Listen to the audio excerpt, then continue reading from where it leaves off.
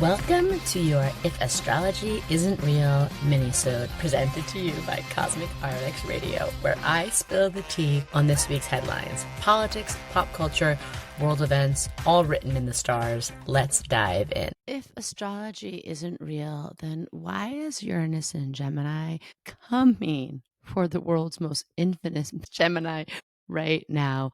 I'm going to get into all of that and more and what it means for us, what is happening in the planets that helps us make more sense of what's going on in politics, pop culture, the world stage at large. It's your girl, Maddie Murphy, your high vibe hype woman. I apologize. I have been absent, actually, I think since Uranus moved into Gemini, which is so like if astrology isn't real.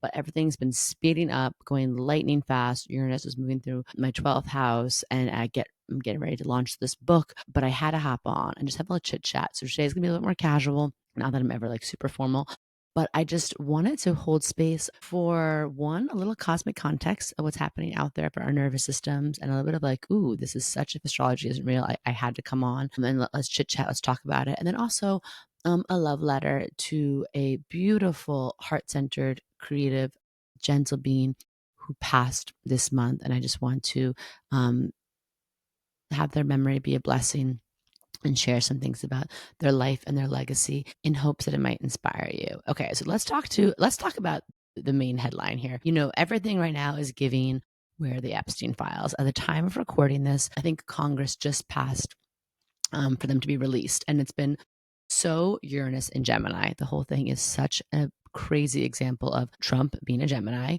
He is the man who rose to power on the wings of, tabloid manipulation, clickbait headlines, flooding the zone, creating drama, tweet storms, reality TV optics, like really weaponizing this media machine and this also like constant like distraction. And he even calls it the weave. So then for Uranus to move into Gemini and like, have this whole thing come out where even his own fan base, his own supporters started being like, wait, you're doing a little too much of the old switcheroo, talking out your ass and both sides of your mouth about, the Epstein files. As a recap earlier this month, it was like, they do exist, they don't exist. Now they do exist, but Obama and the Clintons made them. And now like it was just so much back and forth. At the time of this recording, it has been confirmed that AG Pam Bondi did find his name mentioned several times in the Epstein files. Surprise, surprise to no one paying attention. But I think that this is a really interesting study, and not just on what's happening with him, but with the Uranus and Gemini of it all, is like the traditional news outlets we all know, media on both sides of the party have led this country to a very divided spot. And as a reminder, as a nation, we have Uranus and Gemini. So this is our Uranus return. And I think, we've felt like this is like peak division energy. And a lot of that is, I'm sorry, like the traditional media outlets, and then of course like some of the newer social media outlets and what happened during the 2016 elections, so on and so forth, has really brought our country to a really quite a toxic space, quite a toxic hellscape of division, and of course the last degrees of Neptune and Pisces that we finished out this year of like, what is real, what is even happening. like no one really knows what to believe anymore. But with this Uranus and Gemini, normally someone like Trump, you can see him intimidate or try to control the narrative, especially through traditional outlets like Fox News. But the same wave he rode in of this newer like 2.0 media landscape, the podcast sphere, the Manning sphere of podcasting, the Joe Rogans, the Theo Vaughns, whoever all these people are out there, he rode that wave in on this election. But that's the same wave now, and the uncontrollable Gemini energy of the chatter and the information online. Whereas before, he could have a little sit down with a Rupert Murdoch or someone similar and be like, cut the story, right? Let's distract. Let's put out something new. Let me create an AI video of Obama, or bring up like the Washington football team name and distract. That's the thing. Like these podcasters, and myself included, we're rogue bitches. Like we're rogue. Like we're out here with a microphone, right? We don't have, we're not answering to like, a board, a chairman, a marketing department, a sales department, an advertising department. And so it's very interesting. I'm just curious if you're watching this on YouTube, some of your thoughts about what's going on right now. And then of course, while that's happening, we are an Aquarius moon as a nation in the third house. Freedom of speech is actually one of our core tenets of not just, what this country was founded on, in terms of our declaration, the Bill of Rights, the Constitution, but it's also quite fundamentally in who we're meant to be as a nation. And we've seen, especially the past few years, this concept of freedom of speech be really challenged and reaching a fever pitch this year in particular, ever since the fall. And with Pluto, in Aquarius, we kind of see whether it's students protesting, what's happening in Gaza and being deported, whether it's people speaking out, and ICE is quite literally tracking people online. And I'm talking citizens who are speaking out against them. They're creating a database, right? And I'm like, what does that mean? We're not allowed to criticize our government anymore? Question mark. Isn't that how all this got started? And then, of course, now with this, we saw this week the CBS situation, the Wall Street Journal, Trump trying to intimidate and have people bend the knee to him. And we saw our beloved Stephen Colbert. I actually really do like his show, and it's one of the few ways I can like take in the news sources on harder days. And I've just liked him, and him and Jon Stewart, I think, are just very clever.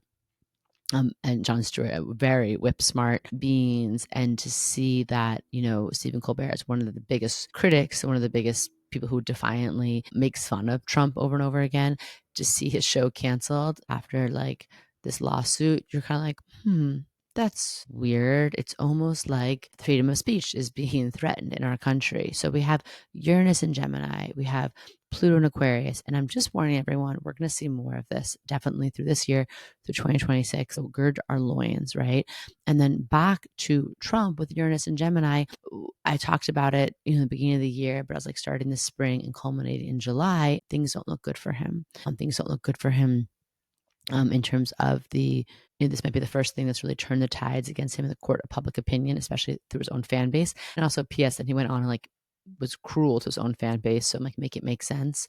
There's things that are going to be really exposed of like, hey, we put a known sexual offender in the greatest position of power in our nation, and now people are surprised that he is in the Epstein files, or is at least doing some shady work to cover it up. It's very interesting. It's an interesting time to be alive.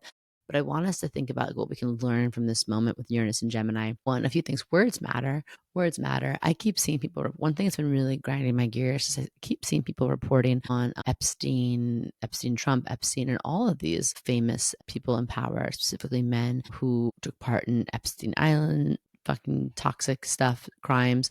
Pardon my language, but also not. And I think that's really pissed me off is people keep saying young women. I just want to speak in no unclear terms. These are women. These are children. These are children. And a young underage woman is a child. And I think that words matter in this. And when we call them young women, it just sort of softens everything. And again, the court of public opinion. And I don't want this to be one of those things that just gets like smoothed over. And we're seeing it with some people who are in that more like conservative talk space. They're just like, let's move on. Or, is it really big of a deal? And I'm like, yes, this is a big effing deal. This is a big deal, right? And again, no surprise to a lot of us, because if we had just believed these now women in the first place, we wouldn't really have to be going through all of this. But I digress. That kind of leads me to my second point. Uranus and Gemini, we're going to see a splitting off. I've talked about a fracturing, especially in our two-party system. We're going to see people's ideas shifting, their minds changing at rapid pace.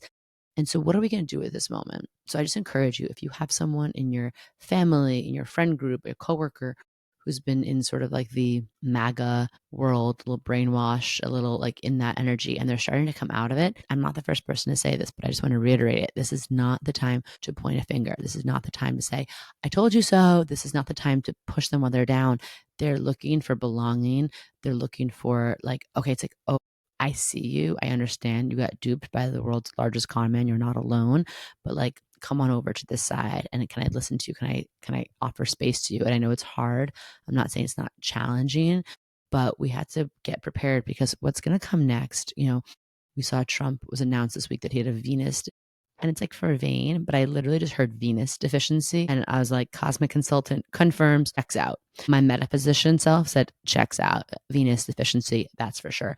But no, we know in the medical sense, we've talked about it, but like, for several reasons, I don't really feel great about if I was Trump's birth chart. If I was Trump's cosmic consultant, I'd be like, honey, just go into the woods for a while and like, let's heal it out. Let's just stop all of this, because there's some karma catch up moments happening. But I want to remind everyone that it's not just Trump. If Trump leaves office, if Trump something happens to him, it's not that he's like the one person who's responsible for what's happening. He is a loud person. He's a dominant person. He is a sort of a really good puppet for the powers that be. But I just want to remind ourselves that like that's not when the fight ends. It's almost like when the real fight begins, because then we have the JD Vances, we have the technocrats, we have the troligarchs, we have like a lot of people who want to keep us separated and small and poor and sick and divided. And I just want to put that out there, right? And again, like it's a little happy pep talk. But again, inviting in people who've been in the MAGA cult is going to really help us. And then, of course, I hope Democrats right now are learning something from the Mamdanis of the world and just looking at, or whoever out there in politics, just looking at like, how can I effing serve the people? And we have to show these politicians they work for us. I just personally, I'm like everything happening, having our tax dollars going to fund a genocide and watching babies starve when there is literal formula like miles away from them. It's not inappropriate. It's enough to make you go crazy, right? And we kind of do have to go crazy, and it is kind of time right now for us to lose our shit a little bit. All of this, all of stuff we're seeing, whether it's the inklings, whiffs of fascism, or just oppression or war, extreme violence, or just like keeping us so unhappy. These are things and like broke and sad and disconnected and overwhelmed. These are not things that are happening by accident, right? These are by design. And us being quiet and complicit during these times is not how things change. Look up any revolution, any social movement. These were not led by, they were not enacted, they were not fulfilled by rule followers. They were not fulfilled by polite people. Remember that old quote, like polite women rarely make history? So that's why I have the separate podcast. When I talk about this, it's like, what does this have to do with astrology and spirituality? Nothing, but also everything. Because astrology is personal and the personal is political. And I do believe in using the cosmic context of these moments to help us better understand our assignment in these moments and better understand how we can plug into something within ourselves so we can meet this moment. So let me know if you want anything else of the astrology of these times. I mean, it's very interesting. Of course, on the eve of Uranus and Gemini, Elon Musk brought up a third political party. Right now, everyone's kind of laughing at him, but keep your eyes on that. That is something that's definitely going to circle up again, possibly in 2026. And let's just say, spoiler alert, that's not, it's not what's coming to save us. But let's stay aware, let's stay informed, and let me know in the comments if there's anything you want me to go deeper into. Ghislaine Maxwell's chart is very interesting. I won't get into it now for time's sake, but yeah.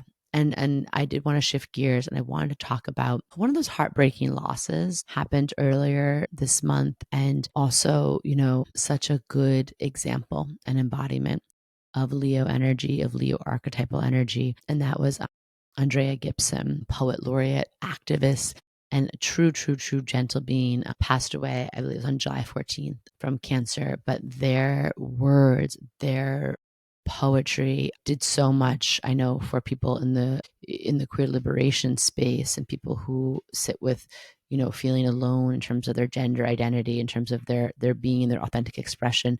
But really anyone who's ever listened to their words, go look them up, go read their poetry, go listen to them talk. They are one of those people who is so plugged in. They're so connected to source. They are so pure that I know their words, wherever you're at in life, will probably offer you something that you need. So they're electric, and they're like as electric as an eel, and soft as a cloud, but as like warm as a fire, bold as a lion. And I know I'm speaking in very poetic kind of abstract terms, but that's how their words were to me. They're so such a voice for these times of resilience, but also open heartedness. And they spoke a lot about vulnerability. And I just came across an awesome video of theirs that spoke about how we need vulnerability more than ever. And actually, a part of our healing journey and our evolution, it's going to actually speed up the more vulnerable they are. And they talked about animals with a shell evolve much slower as a species, like the turtles, etc. Whereas octopi evolve much more rapidly, and they're open, and they're out, right? And they explain it so much better. But I thought it was such a beautiful example. And I also love, again, the reminder to turn to nature when we need to understand something better. So let's talk about a few things in their chart that I absolutely adore. And, first and foremost, they are a Leo sun. So I love that they shared their heart's truth from such an authentic place to offer love and compassion and comfort, but also confidence and courage to others. And then, they had this Scorpio moon with a North Node in Scorpio. So part of their life's purpose when you have a North Node conjunct the moon is to share your inner world, is to share your inner world out with other people, to follow that, to also be really vulnerable, right? It's like your inner world meeting your highest destiny point, to share, to transmute things. And I think that that Scorpio moon is Scorpios are so good at going into the pain points and turning them into purpose, going into what feels like lead and feels heavy and feels like all the things that are icky in our society, shame and taboo, and transmuting them into gold, right? To really being that alchemist and and like just going there, go into the shadows. And I think that they did that so beautifully. And anybody else who has that in their chart, a prominent Scorpio energy, I want to think about how that might resonate for you. And they were in their Chiron return, Chiron in Aries, with Jupiter in Aries. So, so much of their journey is about learning about themselves, sharing their experience, and again, showing up unapologetically with that Aries fire, which plays into the Sun and Leo really beautifully. They had a Mercury in Virgo like me. And so that was like really sweet, and made me feel really good because I love their words so much. And that Mercury in Virgo, so many things. But one thing is, really having a heart of service, wanting to be a message and a mouthpiece to help people, to bring the metaphysical world down to the physical and to make things more digestible and accessible. And I think that's one of my favorite things about their work. I think sometimes we hear poet and it feels like, ooh, that maybe I don't know if poetry's for me, if I understand it, or it can feel like maybe too erudite or avant-garde for certain people. But nope, when they talk, it's like, yep, that is, everyone can understand it, that can land. And again, they use examples and metaphors, things to really bring down spirit, earth side. And then the last thing that I just wanted to say that I thought was so beautiful in their chart was they had their Saturn in Cancer. So Saturn can really connect us to our life's calling and how we're meant to show up in the world and how we're going to offer leadership, or how it's like kind of the container, a little bit of some of the form that our work will be done through. And Saturn and Cancer in their, I believe if I had the right birth time, it's in their 11th house. So really like showing up with so much integrity and structure and leadership around Cancer things, around being a soft place to land for people, around, sort of being a creator of safe and sacred space, of making the people who listen to their words and read their words feel like they're part of a new family, a chosen family, which is obviously so many, queer children and adults and people in the LGBTQ community. Sometimes, unfortunately, they don't, like, their earth family isn't there for them in the way they need. So I love the Saturn in Cancer was their way of almost like creating a family in the 11th house for their like-minded community, for their people. And Saturn in Cancer is like creating structure so that your heart can flow, and offer something that feels like a cozy blanket or a warm hug, or again, like a cuddle session through their work. And I think that was just really, really beautiful and really powerful. And I hope just, if you have anything similar in your chart, I hope that it's a reminder to you. And also, in addition to Mercury and Virgo, they also had Venus in Virgo, Venus retrograde. So having to look and think about life and love differently and find words to express that with the Mercury there was also part of their path. So let me know if you know anything about their work. If you have a favorite poem that I need to read or that you want to share, comment below. If you just want to send love to them and their spirit, and to any of their loved ones, drop that here also. And again, just wanting to remind us right now of the power of our words, the power of our ability to share things from the heart is so important right now, right? Like Uranus is shaking loose the old way, the lies, the narratives, the propaganda. But we also need that Saturn grounding, Saturn in Aries, to, like, we're living through such big, huge cosmic historical turning points collectively, personally. So use this energy, right? Like Uranus, let it shake up. Let us have new ways of being and creating and talking. Let Saturn help us create structure, but how we grow up, how we face the truth, how we step into our fullness, how we take radical responsibility to root down into what is real. Help Jupiter and Cancer help us like build lives that nourish and create community and create this safe place for our chosen family, right?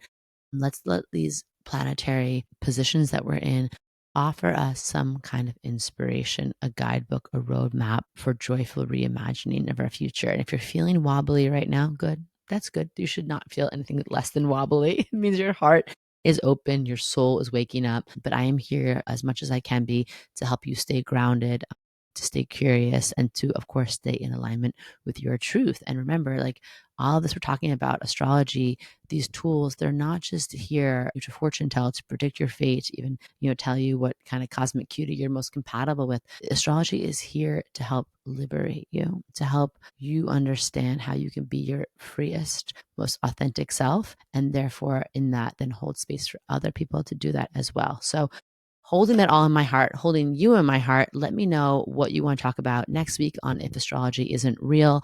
Let me know the headlines, the things that pop up that just make you go, and I'll be here yapping away about it with you. So much love. Do you love getting your Cosmic RX for the week here and want more? Make sure to sign up for our premium subscription so you can get exclusive access to bonus podcast episodes, all of my astrology info for the month ahead, and live new and full moon calls to help you manifest your dream life with an intentional international community of other cosmic baddies. Sign up through our link in show notes. Thank you so much for listening to this episode. If you want to know more about Cosmic RX, head on over to thecosmicrx.com. And if you really love this show, I'd love it if you left a rating and review on Apple Podcast or wherever you listen to podcasts. I super love hearing from you and reading your reviews. All right, you cosmic baddie, tune in next week. And until then, remember, love yourself fully, work your magic, and take no shit.